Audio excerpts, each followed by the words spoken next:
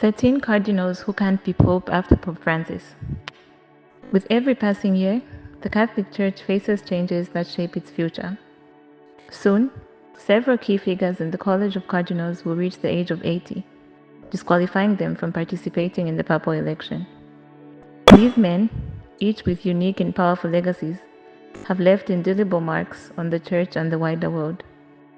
Join us as we explore 13 cardinals who can no longer be Pope after Pope Francis. Number 1. John Onaiken, Archbishop Emeritus of Abuja, Nigeria. Our first cardinal from Nigeria is known for his profound wisdom and dedication to peace. Ordained as a priest in 1969, he became his country's youngest bishop at just 39. His journey has been marked by a relentless commitment to fostering peace and unity in Nigeria, a nation often torn by ethnic and religious strife. Cardinal Onaikan has long promoted interfaith dialogue and understanding, especially between Christians and Muslims. In recognition of his efforts, he was awarded the International Pax Christi Prize and even nominated for the Nobel Peace Prize, alongside the Sultan of Sokoto, a prominent Muslim leader in Nigeria. For 27 years, he led the Archdiocese of Abuja, offering guidance and hope to millions. Even though he may no longer vote in a papal conclave, his legacy of peacemaking and compassion will continue to inspire the faithful across Africa. Number 2. Pedro Ricardo Barreto Jimeno, Archbishop of Huancayo, Peru. From the mountains of Peru, Cardinal Pedro Ricardo stands as one of the Church's most passionate advocates for environmental protection and indigenous rights. Barreto has devoted his life to defending the Amazon and the communities that depend on it. He believes that safeguarding our planet is a sacred duty, and he is not afraid to voice his concerns on the global stage. In 2019, he played a pivotal role as delegate president at the Amazon Synod, a gathering focused on addressing environmental challenges and supporting indigenous peoples. Barreto's commitment to family values and his care for the earth resonate deeply with Pope Francis' vision for an inclusive and ecologically aware church. Through his work, Cardinal Barreto reminds us that caring for creation is an essential part of the Catholic faith. Jose Luis Lacunza Maestro Juan, Bishop of David, Panama. Cardinal Jose, originally from Spain, moved to Panama and became the first cardinal from this small Central American nation. Over the years, he has been a vocal advocate for the rights of indigenous communities, standing up against powerful mining companies encroaching on their lands. Lacunza's passion for social justice has earned him respect across Central America. His role in organizing World Youth Day in Panama in 2019 helped unite young Catholics from around the world, and his dedication to his people is a testament of his faith. Through his life and ministry, Cardinal Lacunza serves as a reminder that the Church must stand up for those who have no voice. Number 4. Louis-Marie Ling Mankanikun, Apostolic Administrator of Vientiane, Laos. In a region where Christians are often marginalized, Cardinal Louis-Marie of Laos stands out as a resilient leader. He was baptized by a French missionary at the age of 8. Despite financial hardships, he pursued his calling to the priesthood. After training in Quebec, he returned to Laos, where he continued his ministry under difficult circumstances, including periods of imprisonment. The first and only cardinal from Laos, Cardinal Louis-Marie, has worked tirelessly to foster dialogue between the Church and the government often hostile to Christianity. His quiet strength and determination have been instrumental in keeping the faith alive in his country. Cardinal Louis-Marie's story is one of resilience and dedication, showing the power of faith even in the face of adversity. Number 5. Luis Francisco Ladaria Ferra, Prefect Emeritus of the Dicastery for the Doctrine of the Faith. Cardinal Luis Francisco, a Jesuit from Spain, is one of the Vatican's most respected theologians. For years, he served as the head of the Dicastery for the Doctrine of the Faith, guiding the Church's doctrinal teachings with both rigor and compassion. Appointed by Pope Francis to the influential role, Cardinal Ladaria has navigated complex theological and moral issues, ensuring that the Church remains grounded in tradition while engaging with contemporary challenges. Even as he retires from his role in the Vatican, his influence on Catholic teaching will be felt for generations to come. Number 6. Mark Willett, Prefect Emeritus of the Dicastery for Bishops, Canada.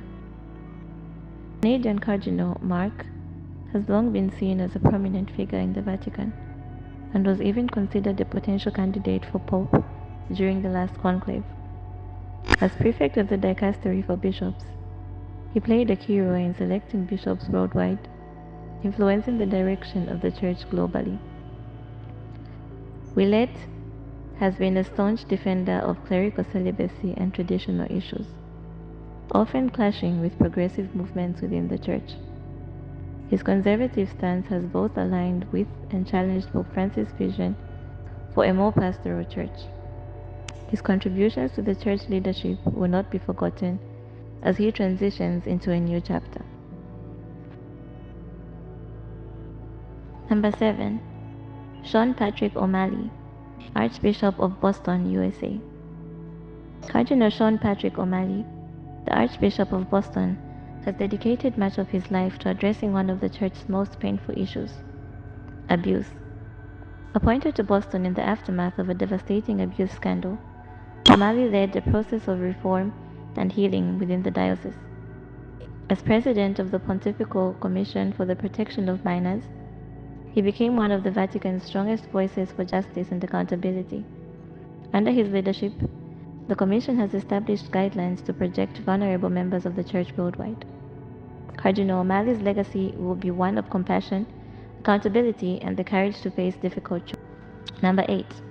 Cap Pengo, Archbishop Emeritus of Dar es Salaam, Tanzania. A leader of the Catholic Church in Tanzania, Cardinal Polycarp Pengo has long advocated for peace and understanding between religions. In a country where Christians and Muslims live side by side, Pengo has promoted dialogue to prevent sectarian violence. Throughout his ministry, he has addressed issues of corruption and injustice, calling for a more just and peaceful society. His work highlights the importance of interfaith collaboration in a world often divided by differences. Number 9. Mauro Piacenza, Major Penitentiary, Italy. Italian Cardinal Mauro Piacenza holds a unique role as Major Penitentiary, responsible for matters of conscience and confession within the Vatican. Known for his deep spirituality and humility, Piacenza is often consulted on issues of faith and morality. His role may not be in the spotlight, but his influence on the inner spiritual life of the Church is profound.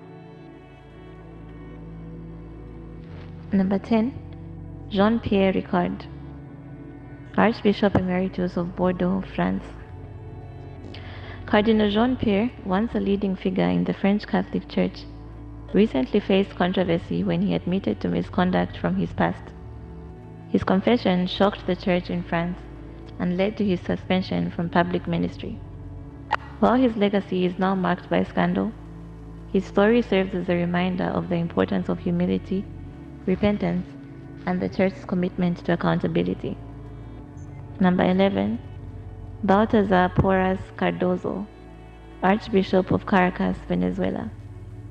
In the heart of Venezuela's political turmoil, Cardinal Baltazar has been a vocal critic of the government, from challenging Hugo Chavez to speaking out against Nicolas Maduro. Porras has used his position to advocate for the poor and marginalized. His courage and dedication to justice have made him a respected figure in Latin America, even as his country faces severe hardship. Number 12. Oswald Gracias, Archbishop of Bombay, India. As one of Asia's most prominent Catholic leaders, Cardinal Oswald Gracias has played a key role in shaping the Church's response to modern challenges. A trusted advisor to Pope Francis, Gracias has supported initiatives to make the Church more inclusive and responsive to local cultures. Gracias has been a voice for decentralization and modernization within the Church, emphasizing the need to empower lay people and address the challenges of an increasingly globalized world. Number 13. John Njui, Archbishop Emeritus of Nairobi, Kenya. Cardinal John has been a steady presence in Kenya, offering spiritual guidance during times of crisis. After the tragic Garissa University attack in 2015, which claimed the lives of 148 students, Njue called for peace and even prayed for the attackers, embodying the Christian message of forgiveness. His commitment to peace and reconciliation continues to shape the Catholic community in Kenya. These 13 cardinals may no longer be eligible to vote in the next papal conclave, but their influence and legacies endure. Each of them has left a lasting impact on the Church and on the world. They may not choose the next pope, but they have shaped the path forward for the Catholic faith. Thank you for watching. Don't forget to like, subscribe, and share.